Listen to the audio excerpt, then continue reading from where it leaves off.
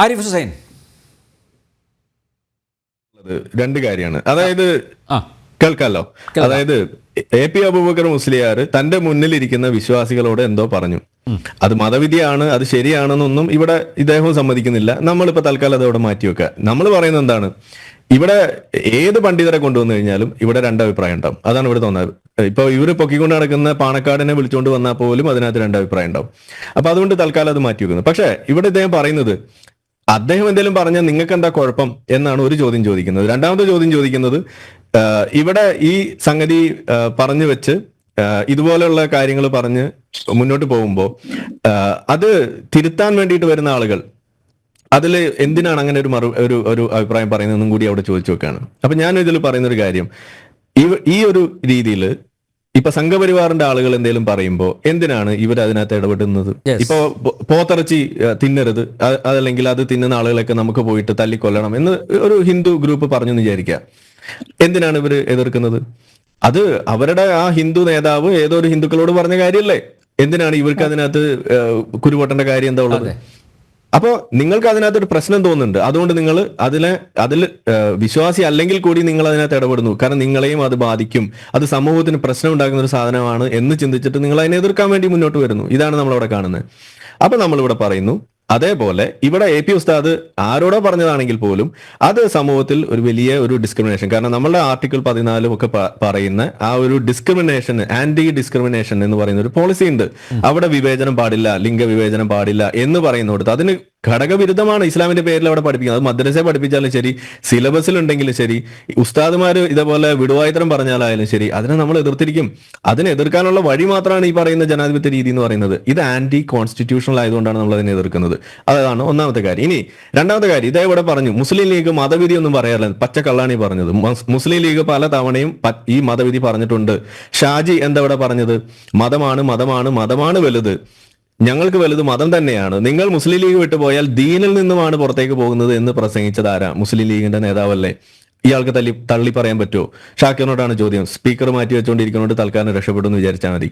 ഇനി രണ്ടാമത്തെ കാര്യം, ഇവിടെ ഒരു സെക്കൻഡ്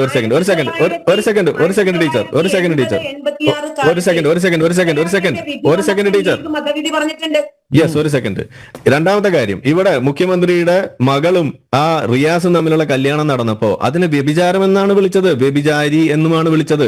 അതിവിടെ വലിയ വിവാദമായപ്പോ ഈ മുസ്ലിം ലീഗിന്റെ നേതാവ് തന്നെയല്ലേ വന്നു നിന്നിട്ട് പറഞ്ഞത് അത് വ്യഭിചാരമാണ് എന്നുള്ളത് വിവാദമായപ്പോ ഞാൻ മതവിധിയാണ് പറഞ്ഞത്, അതിൽ നിങ്ങൾക്ക് എന്തെങ്കിലും വിഷമം തോന്നിയിട്ട് തൽക്കാലം നിങ്ങൾ മാറി നിന്നോളൂ എന്ന് പറഞ്ഞത് ആരാണ്? ഈ മുസ്ലിം ലീഗിന്റെ നേതാവാണ്. അയാളെ തള്ളി പറയാൻ ഈ പറയുന്ന ഈ ഷാക്കിറിന് ധൈര്യമുണ്ടോ അല്ലെങ്കിൽ തയ്യാറാണോ? ഓക്കെ, ചെയ്യുമായിരിക്കും. അദ്ദേഹം കുറച്ചുകൂടി പുരോഗമനപരമായിട്ട് സംസാരിക്കുന്നതായിട്ട് എനിക്ക് തോന്നി. ചില ഹദീസുകളൊക്കെ ഇല്ല എന്നൊക്കെയാണ് പറയുന്നത്. വളരെ നല്ല കാര്യം. പക്ഷെ ഞാൻ പറയുന്നു ഒരു മിനിറ്റ് ടീച്ചർ, ഒന്ന് കംപ്ലീറ്റ് ചെയ്തോട്ടെ. ഇവിടെ ഇത് കണ്ടുകൊണ്ടിരിക്കുന്ന ജനങ്ങളും മനസ്സിലാക്കേണ്ട ഒരു പ്രധാനപ്പെട്ട കാര്യമുണ്ട്. ഇവിടെ മുസ്ലിങ്ങൾ ഉള്ളതുകൊണ്ട് മാത്രമാണ് ഈ തരം ഇസ്ലാമിൽ ഒളിപ്പിച്ച് ഇവർ കുറെ കാലങ്ങളായിട്ട് കൊണ്ടു നടക്കുന്ന ഇത്തരം അളിഞ്ഞ കഥകൾ, ഇസ്ലാമിൽ അളിഞ്ഞ കഥകൾ, സ്ത്രീകൾ നേരിടുന്ന യഥാർത്ഥ പ്രശ്നത്തിന്റെ കാരണം ഇസ്ലാം തന്നെയാണ്. അവിടെ താലിബാൻ, ഞാൻ തുടക്കത്തിലേ ചോദിച്ചു, AP അബൂബക്കർ പറഞ്ഞ കാര്യം വലിയ ചർച്ചയാകുന്നു, അത് വലിയ പ്രശ്നമാണെന്ന് സമ്മതിക്കുന്നു, അതിനെക്കുറിച്ച് വലിയ പ്രശ്നം ഇവിടെ ഉണ്ടാക്കുന്നു, ആളുകൾ സംസാരിക്കുന്നു. ഇദ്ദേഹം അത് തള്ളാനോ കൊള്ളാനോ തയ്യാറായിട്ടില്ല. വല്ലാത്തൊരു അവസ്ഥയിലാണ്. മതിരിച്ചിട്ട് തുപ്പാനും വയ്യ, കഴിച്ചിട്ട് ഇറക്കാനും വയ്യ എന്ന് പറഞ്ഞ അവസ്ഥയിൽ നിൽക്കുന്ന ഒരു മുസ്ലിം ലീഗർ. എന്ത് മുസ്ലിം ലീഗാണെന്ന് എനിക്കറിയില്ല, ഏതോ മുസ്ലിമാണ്. പോട്ടെ, അങ്ങനെയാണെങ്കിലും ഞാൻ ചോദിച്ചു, താലിബാൻ പറഞ്ഞത് തന്നെയല്ലേ ഈ പറയുന്ന AP അബൂബക്കറും പറഞ്ഞത്? അത് തന്നെയല്ലേ ഇവിടെ ചെയ്തു വെച്ചത്? അപ്പൊ ഇദ്ദേഹം പറഞ്ഞു താലിബാൻ തീവ്രവാദമാണെന്ന് പറഞ്ഞ് നിങ്ങൾ എടുക്കുകയാണെന്നുണ്ടെങ്കിൽ ഞാൻ നിങ്ങൾക്ക് ഒരു എക്സസൈസ് ചെയ്യാം.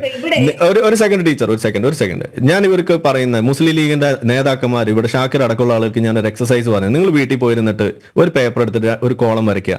ഒരു വശത്ത് മുഹമ്മദ് നബി ചെയ്ത കാര്യങ്ങൾ നിങ്ങൾ എഴുതുക, അപ്പുറത്തെ വശത്ത് താലിബാൻ ചെയ്ത കാര്യങ്ങൾ നിങ്ങൾ എഴുതുക. നിങ്ങൾ ഞെട്ടും. കാരണം എന്താന്ന് പറഞ്ഞു കഴിഞ്ഞാൽ രണ്ടും ഒന്നായിരിക്കും. ഒരെണ്ണമെങ്കിലും താലിബാൻ ചെയ്തത് മുഹമ്മദ് നബി ചെയ്യാത്തൊരു കാര്യം നിങ്ങൾ കാണിച്ചു തന്നാൽ, നിങ്ങൾക്ക് അതിന് ത്രാണി ഉണ്ടെങ്കിൽ നിങ്ങൾ കാണിച്ച, നമ്മളൊക്കെ ഓൺ ദ സ്പോട്ട് കലിമ ചെല്ലുന്നതാണ് ഞാൻ പറയുന്നത്. മുഹമ്മദ് നബി 6 വയസ്സിൽ കെട്ടി, താലിബാൻ അവിടെ 6 വയസ്സിൽ കെട്ടുന്നു. മുഹമ്മദ് നബി സ്ത്രീകളെ ഈ പുറയ്ക്കുള്ളിലേക്ക് അടച്ചിരുത്തി, താലിബാൻ ഇപ്പൊ ഏറ്റവും ഒടുവിൽ കണ്ടു, ജനൽ വരെ ഉണ്ടാക്കാൻ പാടില്ല എന്ന് പറഞ്ഞാൽ അവിടെ അടച്ചു പൂട്ടുന്ന അവസ്ഥയാണ് കണ്ടത്.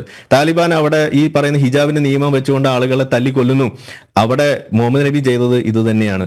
കയ്യിലിരിക്കുന്ന വടി കൊണ്ട് അടിമ സ്ത്രീയുടെ മറ്റേ ഹിജാബ് വലിച്ചടിച്ചിട്ടതുണ്ട്. ഇവിടെ അടിമ ഇല്ലാത്തതുകൊണ്ട് മാത്രമാണ് അത് നടത്താത്തത്. പക്ഷേ അടിമകളെ വെക്കുന്ന കാഴ്ച നമ്മൾ ഇവിടെ കണ്ടു. ഐസിസ് എന്താ ചെയ്തത്? നാദിയ മുറാദിന്റെ കഥ നിങ്ങൾക്ക് അറിയോ? ഷാക്കിറിന് അറിയോ? ഇല്ലെങ്കിൽ ഒന്ന് പോയി പഠിക്കണം, നല്ലതാ. ഇനിയിപ്പോ മദ്രസയിൽ കയറ്റില്ല, എന്നാലും നിങ്ങൾക്ക് പഠിക്കാം. എന്താ ചെയ്തത്? അവിടെ പോയിട്ട് നാദിയ മുറാദ് യസീദി ആ ഒരു ഗോത്രം കൊള്ളയടിച്ചിട്ട് അവിടെ ഉള്ള പെണ്ണുങ്ങളെ പിടിച്ച് ലൈംഗിക അടിമയാക്കി. മുഹമ്മദ് നബി അത് തന്നെ ചെയ്തത്. ബനു ഖുറൈള കൂട്ടക്കൊല നിങ്ങൾ എടുത്ത് നോക്കൂ. മുണ്ട് പൊക്കി നോക്കിയിട്ട് രോമ വളർച്ച ഉണ്ടോ നോക്കിയിട്ടാണ് ആളുകളെ തല അരിഞ്ഞ് തള്ളിയത്. ഇതാണ് മുഹമ്മദ് നബി ചെയ്തത്. ഇത് തന്നെയാണ് താലിബാൻ ചെയ്യുന്നത്. ഇത് തന്നെയാണ് ഐസിസ് ചെയ്യുന്നത്. അപ്പൊ ഞാൻ നിങ്ങളെ വീണ്ടും വെല്ലുവിളിക്കുകയാണ്. താലിബാൻ ചെയ്തതിൽ ഈ പറയുന്ന AP ഉസ്താദ് പറയുന്നതിൽ അനിസ്ലാമികമായ ഒരു കാര്യം ഉണ്ടെങ്കിൽ, മുഹമ്മദ് നബി ചെയ്യാത്തൊരു കാര്യം ഉണ്ടെങ്കിൽ നിങ്ങൾ കാണിക്കേ. നമ്മൾ കലിമ ചൊല്ലി നിങ്ങൾ മുന്നിൽ മുട്ടിലഴഞ്ഞു വരുമെന്നാണ് ഞാൻ പറഞ്ഞു വരുന്നത്. അപ്പൊ ഇത്രയേ ഉള്ളൂ.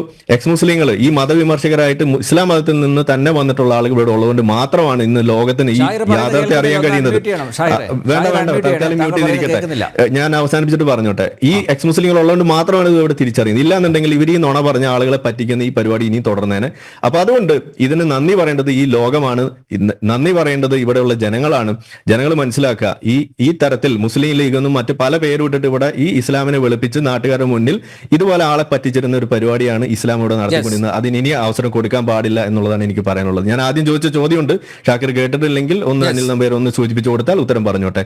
നിങ്ങൾ ഈ പറയുന്ന AP ഉസ്താദ് വിശ്വാസികളോടല്ലേ പറഞ്ഞത് എന്ന ന്യായം വെച്ചുകൊണ്ട് തള്ളാനാണ് ഉദ്ദേശിക്കുന്നുണ്ടെങ്കിൽ ഏതെങ്കിലും ഹിന്ദു തീവ്രവാദികൾ അവരുടെ വിശ്വാസികളോട് പറയുന്ന കാര്യം എന്തിനാണ് നിങ്ങൾ എതിർക്കാൻ വേണ്ടി വരുന്നതെന്നാണ് ഞാൻ ആദ്യം ചോദിച്ചത്. വിവാദമാക്കുന്നത്. യെസ്.